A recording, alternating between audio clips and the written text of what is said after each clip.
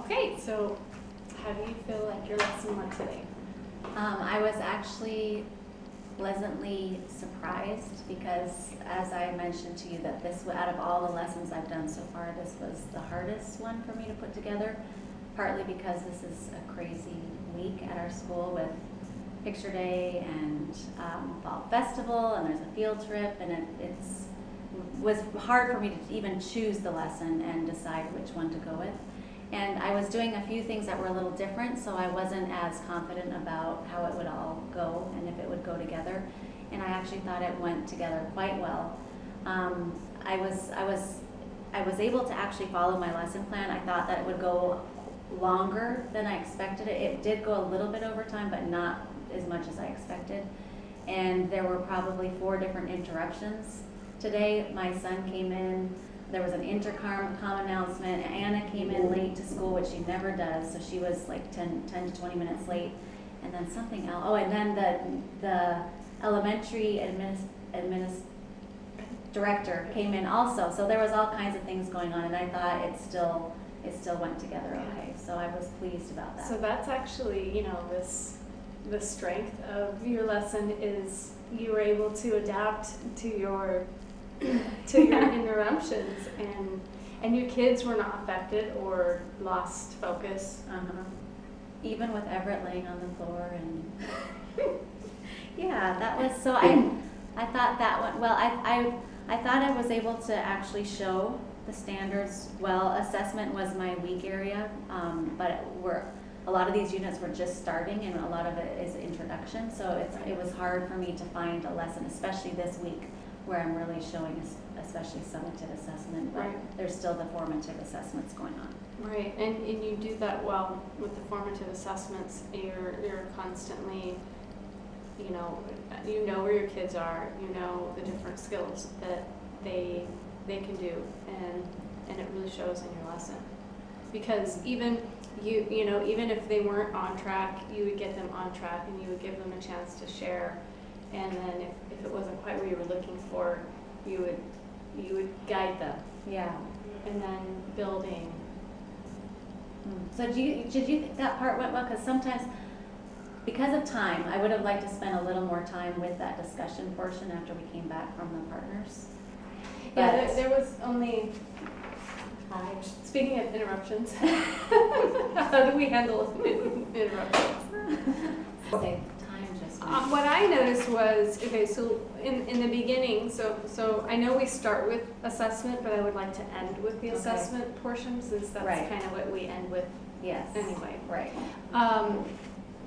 When you introduced the lesson, you stated the objective, nonfiction, the sequencing skill, and using the main idea and details.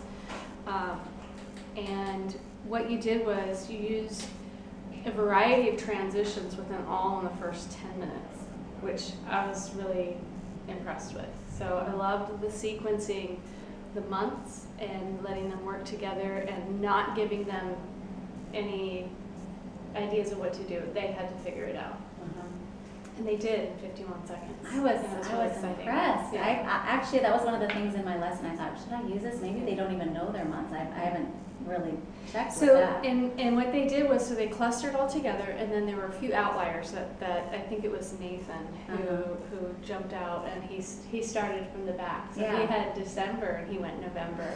And then he jumped into the huddle, and then he grabbed the next one, and it was really great. They were talking to each other, and it was exciting, it was fun. And then they got 100% accuracy.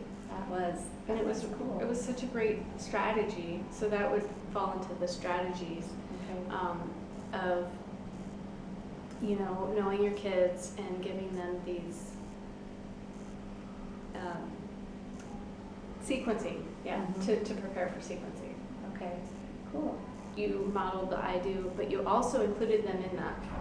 So, and then that gave them a chance to kind of work independently with it. Yeah. And then together at the same time. It was a great way to begin the I do. And they were getting it. You choose a variety of kids. So, and I don't know them all very well, but I could tell that you're not just picking the same person. So that strategy is great. You're giving everybody a turn. even the shy boy, that Yeah. we gave him a chance to have a turn. Right. And so, and he, he's quiet, but he still participated. Let's see. Your transitions are really fast paced, and that was why your lesson didn't go over, was because you were aware and conscious of the time, even though you probably weren't looking at your time. It seemed like you were aware of it. And time is one of the things that probably brings me most stress as a teacher, like the fitting my lessons in, because there's certain things that I feel like need to be covered, and then we have time with our school where you have to finish a unit in 3 weeks. So there's a lot of pressure and stress related to time, which in some ways is good because it keeps me on track, but sometimes it's a stressful thing to me. I wish sometimes that there was more, let's just spend. Right, another period after. Yeah. We're just going to continue. But so, in addition to the strategies one, I also thought that in the beginning, you talked about bats and you encouraged them to make connections. So immediately, that's one of the most important things, is to make a connection with whatever they're reading. And they all had different bat stories, and you let them share. And I could tell that this was going to be against the time. Right. And so that's what you did really well, was you let them share. You said, okay, one more, and then another kid, said something, and you're like, wow, so many bat stories. And so you knew that this was a great story that you chose, because they were going to be able to make the connections. Yeah. It's kind of cool that this story lands right here, right next to Halloween too. Right. So that was kind of fun. I think so too. So you gave them 6 minutes with a partner, and they were doing the we do, and I enjoyed walking around to see what they did.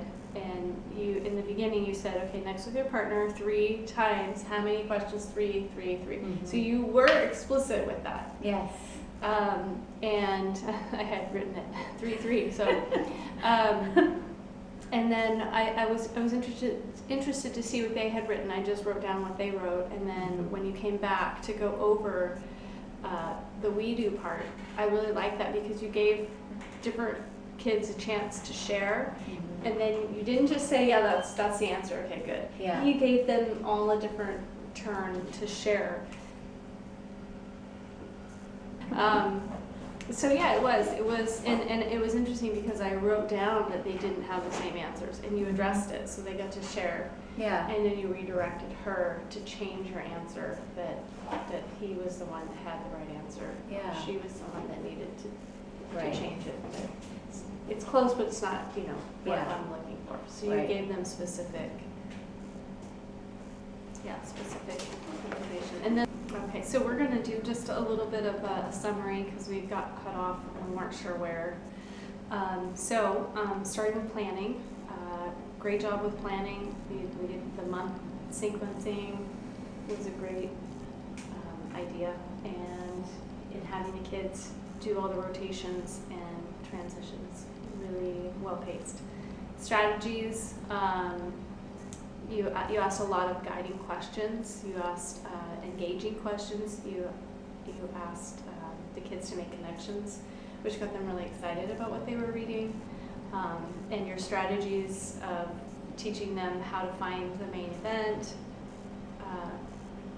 and using the use of I do, we do, you do. Yes, it was really effective as well.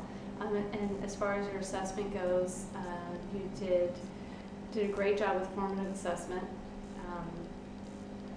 redirecting them, but in a very positive way. So you're never sharp with them, and you always give them like, it's a great idea, you're really close, but this is what I'm looking for, type of thing.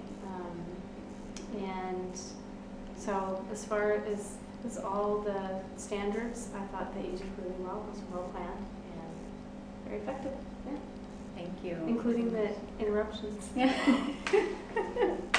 Okay, I'll go ahead and turn this off.